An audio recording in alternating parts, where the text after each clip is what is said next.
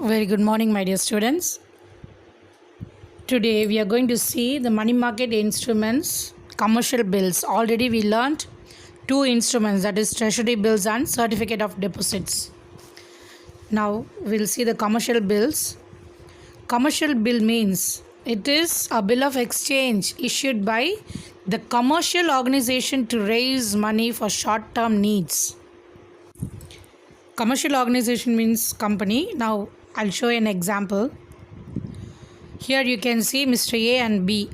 Mr. A is seller and he is from A's company.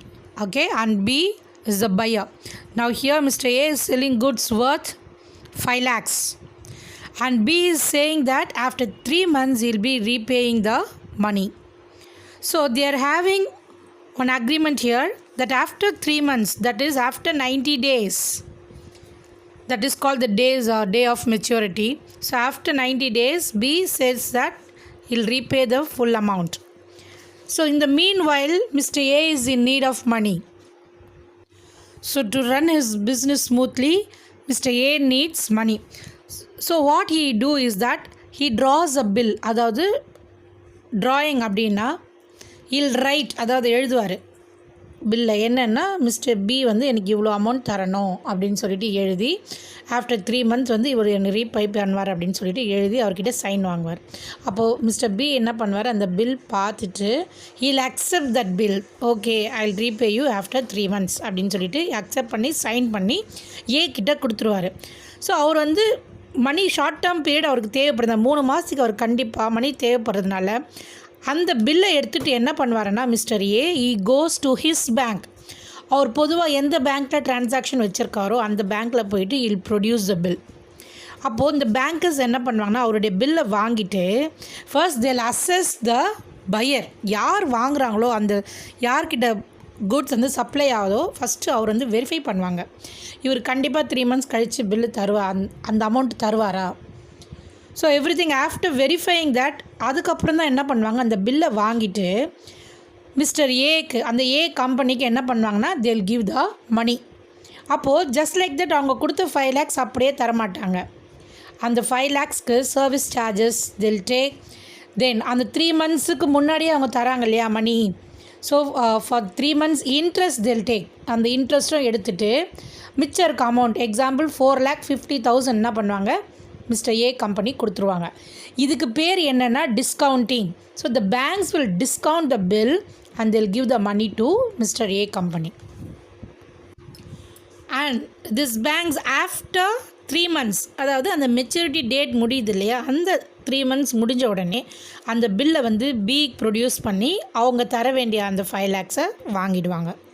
Okay, so this bill drawn for Mr. B, it is called as the commercial bill. So these bills are of 30 days, 60 days and 90 days of maturity. இந்த commercial bills எல்லாமே வந்து பார்த்தோன்னா 1 month, 2 months and 3 months மட்டும் தான் இருக்கும். Okay, only for short term.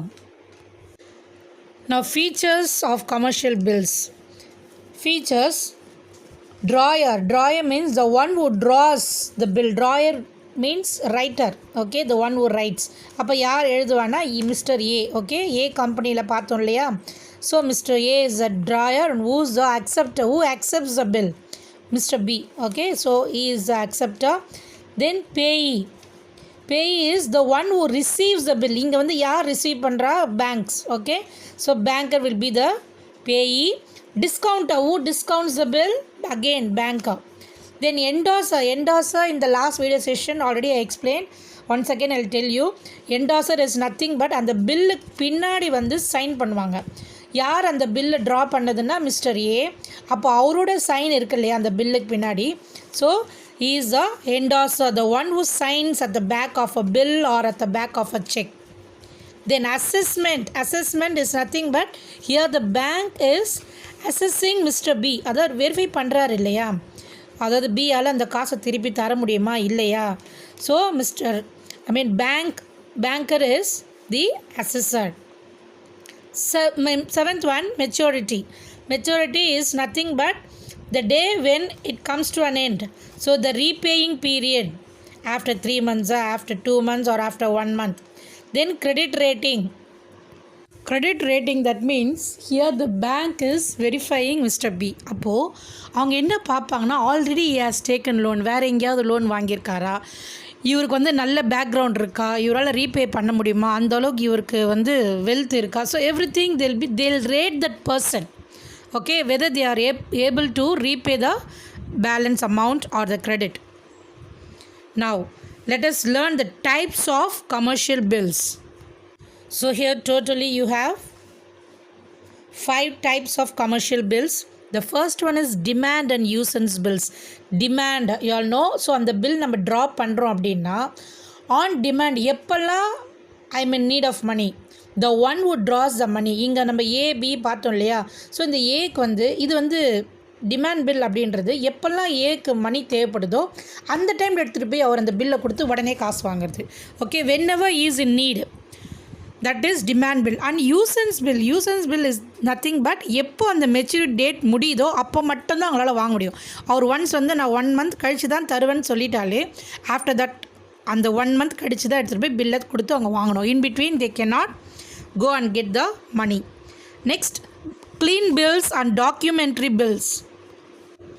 Bills that are accompanied by documents. அதாவது ஒரு bill மட்டும் ப்ரொடியூஸ் பண்ணாமல் அது கூட டாக்குமெண்ட்ஸும் வச்சு அவங்க ப்ரொடியூஸ் பண்ணுறாங்க. டாக்குமெண்ட் என்ன டாக்குமெண்ட் அப்படின்னா, இப்போ example if you take railway receipt அப்படின்னு சொல்கிறாங்க. ரயில்வேல வந்து குட்ஸ் ஏற்றி அனுப்புகிறாரு செல்லரு. அப்போ பையர் வந்து தி அதர் எண்டு வேறு இடத்துல இருப்பார்.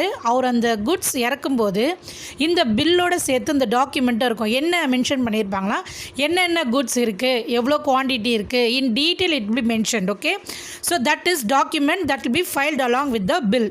This is called documentary bills. பில்ஸோடு சேர்ந்து டாக்குமெண்ட்ஸ் இருக்கிறதுனால. க்ளீன் பில்ஸ்லாம் only bill will be issued. Okay, the remaining things orally they would have spoken over phone or even முதல்ல வந்து அக்ரிமெண்ட் போட்டிருப்பாங்க. That is clean bills. Then inland bills and foreign bills. Inland, that is within the country, inside the country. Okay, so bills that are drawn and payable in India on a person who is resident in India. அதாவது ட்ராயரும் வந்து India உள்ளதாக இருப்பார். The receiver also will be in the same country.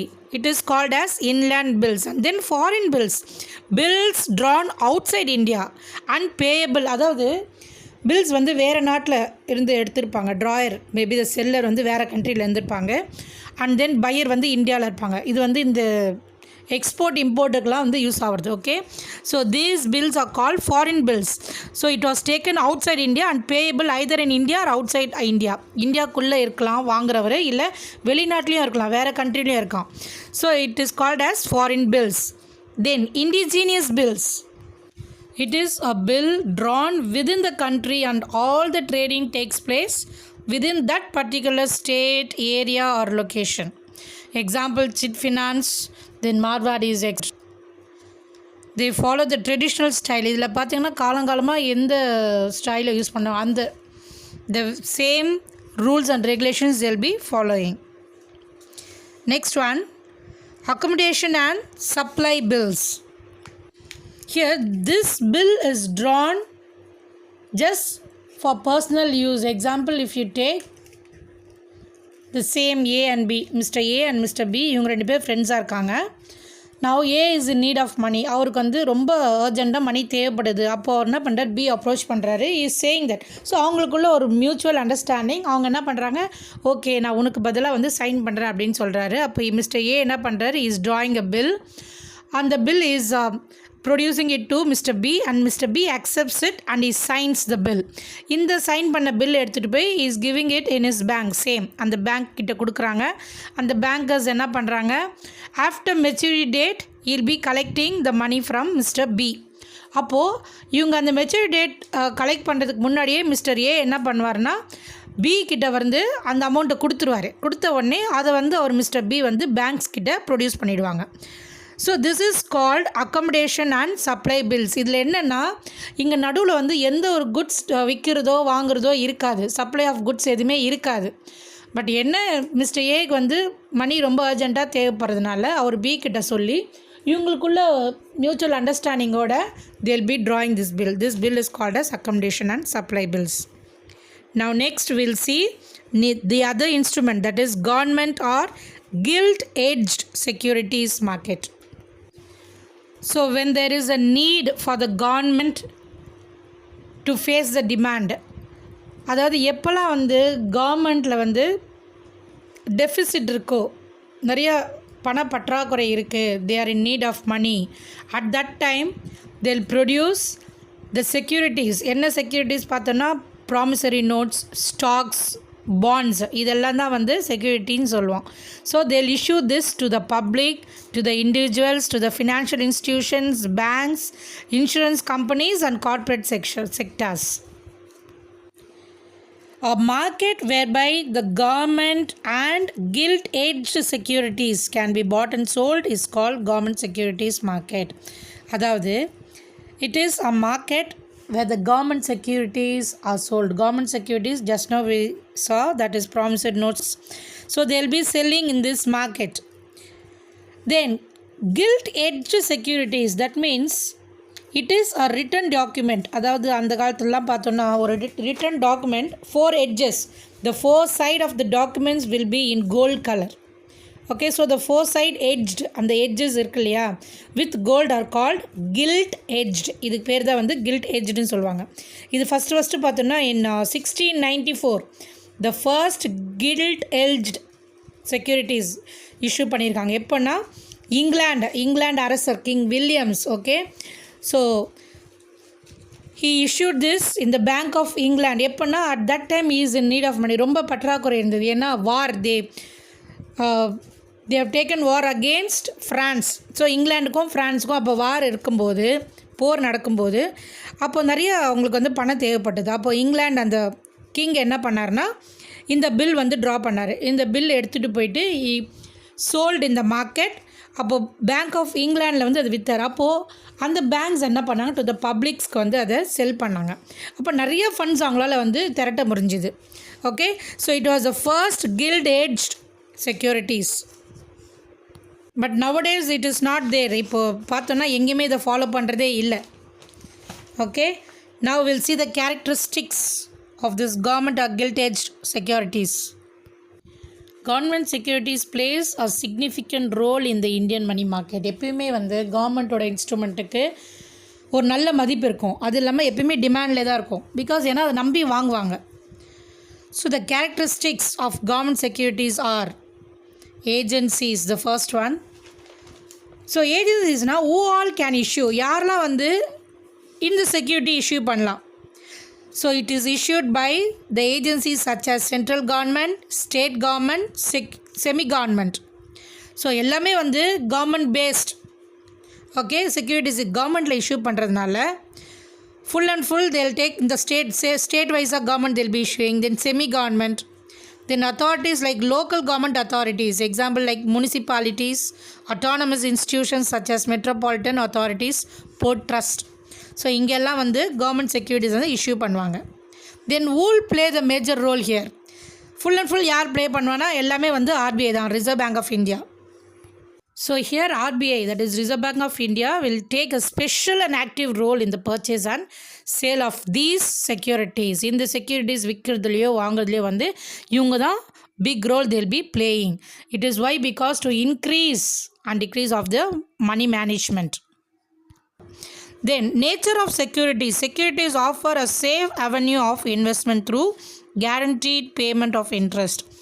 So வாங்கின அந்த அமௌண்ட்டுக்கு எத்தனை மாதம், maybe for 1 monthனால 1 monthக்கு உண்டான இன்ட்ரெஸ்ட்டோட they'll be giving the money and taking the securities.